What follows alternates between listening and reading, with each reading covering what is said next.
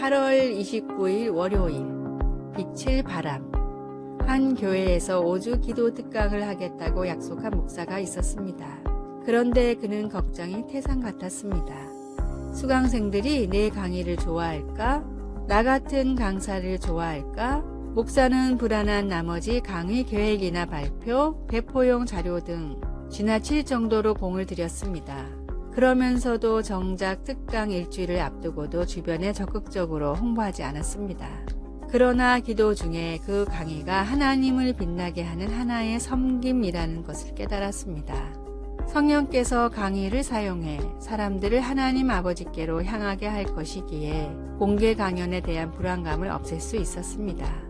산상수훈에서 예수님은 제자들에게 이렇게 가르치셨습니다.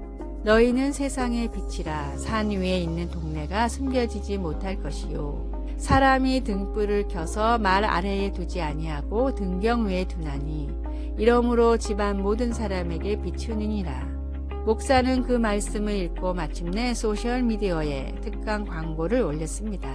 거의 즉각적으로 사람들이 감사와 기대를 표현하면서 등록하기 시작했습니다. 그들의 반응을 보면서 그는 이같이 너희 이 사람 앞에 비치게 하여 그들로 너희 착한 행실을 보고 하늘에 계신 너희 아버지께 영광을 돌리게 하라는 예수님의 가르침을 다시 묵상해 보았습니다. 그리고 그 가르침을 마음에 담아 기쁨으로 강의를 할 수 있었습니다. 말씀. 이같이 너희 빛이 사람 앞에 비치게 하여 그들로 너희 착한 행실을 보고 하늘에 계신 너희 아버지께 영광을 돌리게 하라. 마태복음 5장 16절. 찬송. 331장 영광을 받으신 만유의 주여. 기도. 예수님, 하나님께서 제게 주신 빛을 비추도록 능력 주셔서 사람들이 주님을 보고 주님께 영광을 돌리게 하소서. 예수님의 이름으로 기도드립니다. 아멘.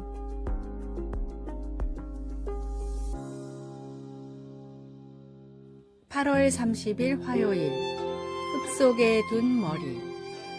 서아프리카의 부족 마찌족은 내 머리를 땅속에 심습니다 라는 독특한 표현으로 감사를 표현합니다.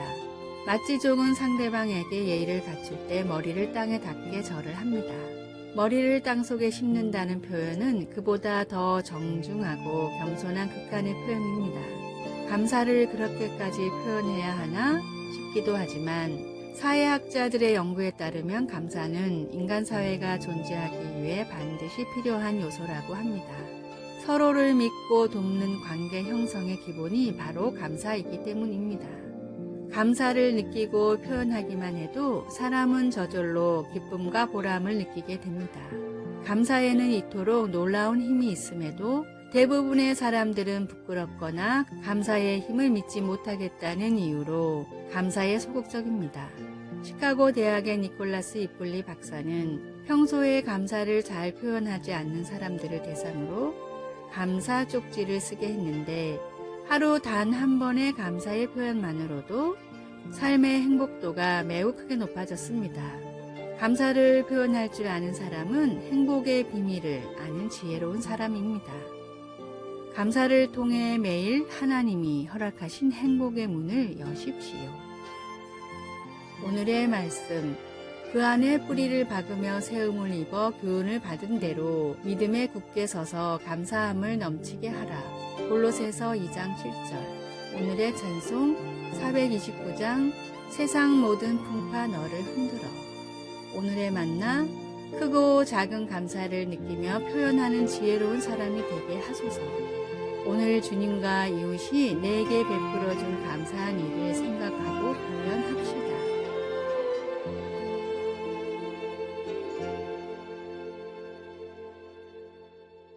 (8월 31일) 수요일. 예수님과의 이중주. 한 어린이 음악회에서 피아노 앞에 선생님과 학생이 같이 앉아 있었습니다. 이중주를 시작하기 전 선생님은 몸을 기울여 마지막으로 몇 가지 주의를 속삭여 주었습니다. 피아노에서 흘러나오는 음악을 들으니 학생은 쉬운 멜로디를 연주하고 선생님의 반주가 노래의 깊이와 풍부함을 더해주는 것을 알았습니다. 곡이 거의 끝날 즈음 선생님은 잘했다는 표시로 고개를 끄덕여 주었습니다. 예수님 안에서의 우리의 삶은 독주보다는 이중주에 더 가깝습니다.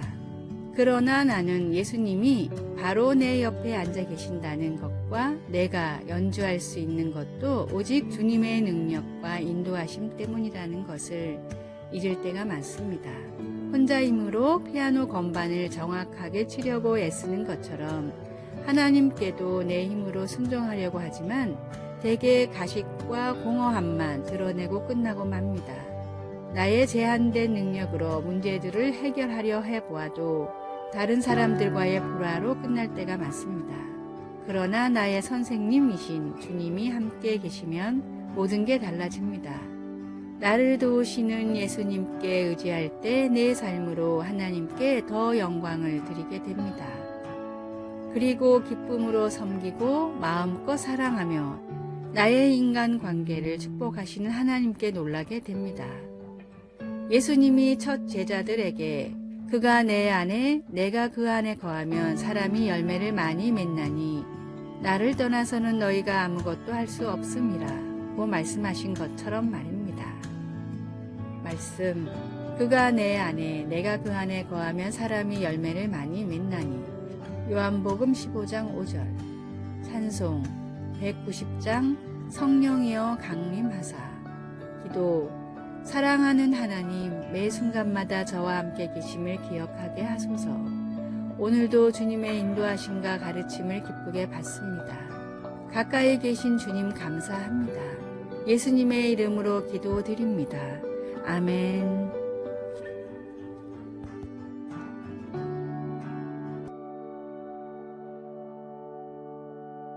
9월 1일 목요일 오렌지를 따는 일.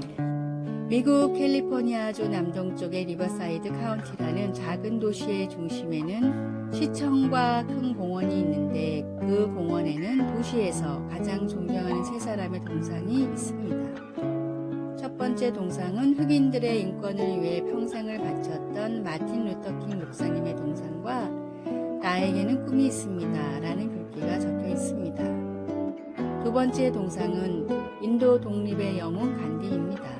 간디는 미국인은 아니지만 그의 생애가 영화와 책으로 미국에 많이 알려져 많은 사람들이 간디를 존경합니다. 세 번째 동상은 도산 안창호 선생입니다.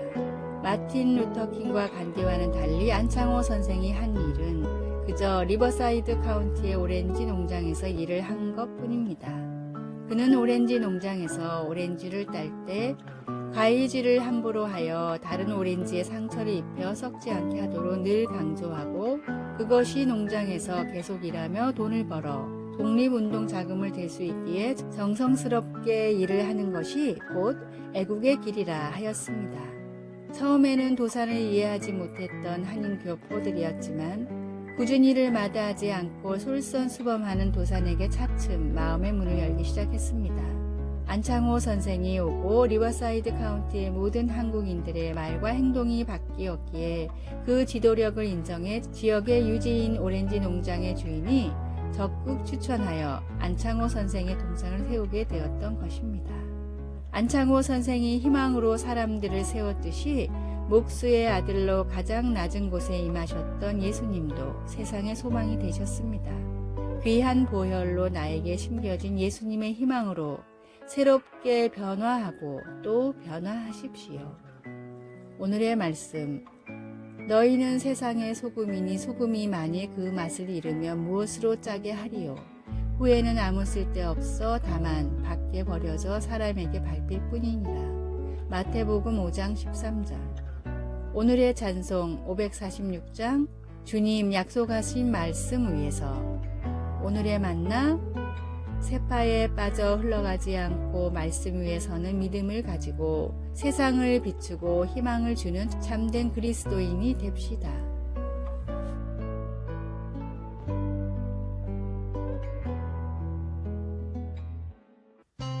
(9월 2일) 금요일 하나님이 지어주신 이름. 살아가면서 별명을 얻어본 적이 있습니까? 학교 친구들이나 직장에서 동료들이 지어준 별명은 주로 황당했던 사건이나 재미있는 버릇 또는 좋아하는 취미를 가지고 만들게 됩니다. 그런데 별명은 성경에서도 볼 수 있습니다. 예를 들어 예수님은 야고보와 요한 사도에게 우레의 아들이라는 별명을 붙여주셨습니다. 성경에서 누군가 스스로 별명을 붙이는 것은 흔치 않은 일인데 나옴이라는 여인은 남편과 두 아들이 죽었기 때문에 사람들에게 괴로움이란 뜻의 마라로 자신을 불러달라고 했습니다. 그녀는 하나님께서 자기의 인생을 쓰라리게 하셨다고 느꼈습니다. 그러나 나오미가 자신에게 붙인 새 별명은 오래가지 않았습니다. 가족을 잃은 엄청난 충격이 그녀의 인생의 끝이 아니었기 때문입니다.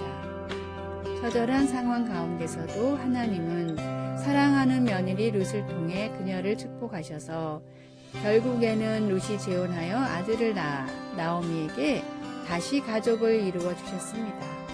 우리는 과거에 경험한 어려움이나 저지른 실수 때문에 스스로를 실패자, 사랑받지 못할 자와 같은 쓰라린 별명을 붙이고 싶은 마음이 들 때도 있겠지만 그런 별명들이 우리 삶의 끝은 아닙니다.